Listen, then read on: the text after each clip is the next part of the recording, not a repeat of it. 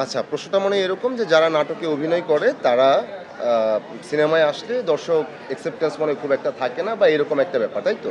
বলছেন যে সবাই একটা গ্যাপ নিয়ে ও একটা নির্দিষ্ট সময় নিয়ে আসে। আমি নির্দিষ্ট সময় নিয়ে কখন আসবো? আমি তো মাত্র শুরুই করলাম। মাত্র আমার হাঁটা শুরু, হামাগুড়ি দিচ্ছি এরকম না, হাঁটাও ঠিক শুরু না। তো কিছু কাজ করলাম, এটাই যে ১ম সিনেমা এটা নয়, তার আগেও ৪৯ বাতাসে কাজ করা উজ্জ্বল ভাইয়েরই সিনেমা ছিল ওইটা। কাজল রেখায় কাজ করলাম ইতি তোমারই ঢাকা নামে একটা অ্যান্থোলজি ফিল্মে ১ম আমার কাজ করা। আ ওটিটিতে বেশ কিছু কাজ করলাম।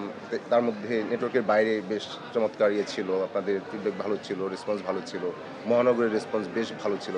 যে কয়টা কাজই করলাম আমি খুবই লাকি আসলে, বা কখনো মনে হয় যে এটা মনে হয় আল্লাহ সবসময় একটা রহমতের মধ্যে রাখেন আরকি। তো কাজগুলোও বেশ ভালোই আসছে আমার জন্য। এটা আমার জন্য ভালো সুযোগ ছিল এবং আমি চেষ্টা করেছিলাম এবং সেগুলোর ফিডব্যাকও বেশ ভালো। তো আমি সবই করছি, মূলত অভিনয়টাই করছি আরকি। মূলত অভিনয়টাই করছি। তো সেটা করে যাই। আর গ্যাপ নিয়ে আসা না আসা সেটা আসলে প্রজেক্টের উপর ডিপেন্ড করবে। যেমন আমরা এই ফিল্মের জন্য প্রায় বছর ১.৫ বছর কাটিয়ে দিলাম। তো এর ভিতরে অন্য কোনো কাজ ছিল না আমার। আমি অন্য কোনো কাজ করি নাই।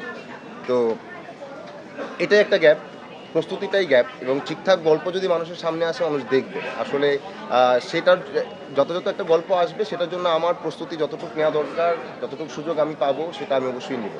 এমন একটা চিন্তাভাবনার মধ্যেই আসলে চিন্তা করছি আরকি ব্যাপারটাকে। সোশ্যাল মিডিয়ায় আপনার যে লুকসটি নিয়ে আসছেন সেটা বহুল প্রশংসিত হয়েছে আমরা দেখেছি। এটা অ্যাডাপ্টেশন কিভাবে করেছেন?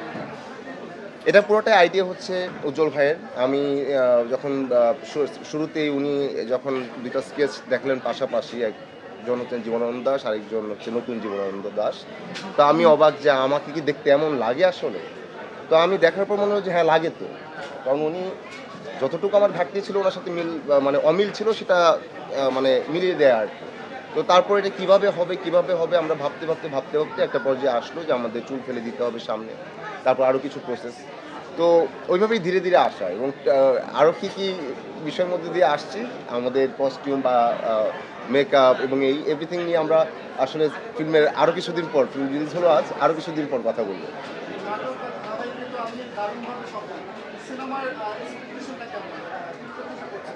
আমি কতটা সফল, কতটা ব্যর্থ আমি সেটা আসলে এখনই মাপার আসলে সময় না আমার মনে হয়, বা আমার কাছে মনে হয় সফলতা বলে কিছু নাই। জীবন হেঁটে যাওয়ার, এগিয়ে যাওয়ার, আমার হাঁটতে হবে, কাজ করে যেতে হবে এটাই। কতটা আপনারা ভালোবাসবেন, কতটুকু আমাকে গ্রহণ করবেন, কতটুকু আমি করতে পারবো আপনাদের জন্য সেটা সময় জানাবে। এর মাধ্যমে কি খালেদ বাসার নিয়মিত চলচ্চিত্রে আসবে কি? আমি নিয়মিত অভিনয়ে আছি। মানে চলচ্চিত্রে আসবে কি? চলচ্চিত্রে তো নিয়মিতই আছি আমি বলা যায়। আমি এই পর্যন্ত ৪ টা করে ফেললাম, আরও ২ টা ফিল্ম আসবে। ওইগুলো অনুদানপ্রাপ্ত ফিল্ম। একটা হচ্ছে ৩.৫ হাত ভূমি, আর একটা হচ্ছে জীবন আমার বোন। তো ওই ফিল্মগুলো সামনে আসবে। এছাড়াও বেটার সুযোগ যদি আসে আমি সামনেও কাজ করব। অপেক্ষায় আছি। কমার্শিয়াল সিনেমা দেখা যাবে কি সামনে? কমার্শিয়ালের জন্য হয়তো আমার একটা প্রস্তুতি লাগবে এবং আমি কমার্শিয়ালের জন্য আমার মনে হয় যে আমাদের ইন্ডাস্ট্রি এখনও অনেক ফিট না। এবং যে ধরনের কমার্শিয়াল হচ্ছে সেটাকে আমি সাপোর্ট করি যে হবে, সব ধরনের কাজ হবে। বাট আমার একটু এই জায়গায় কিছু ভাবনা আছে, সেগুলো যখন দেখবো যে না এগুলো ঘটছে এখন বা সেই সুযোগটা যথাযথ আসছে এবং আমাদের সেই ফিল্ম বানানোর ধরেন যে ডিরেক্টর সংখ্যাটাও বেশ ভালো এবং অপরচুনিটিও বেশ ভালো, তখন হয়তো এই দিকে রেগুলার হওয়ার চেষ্টা করা যেতে পারে।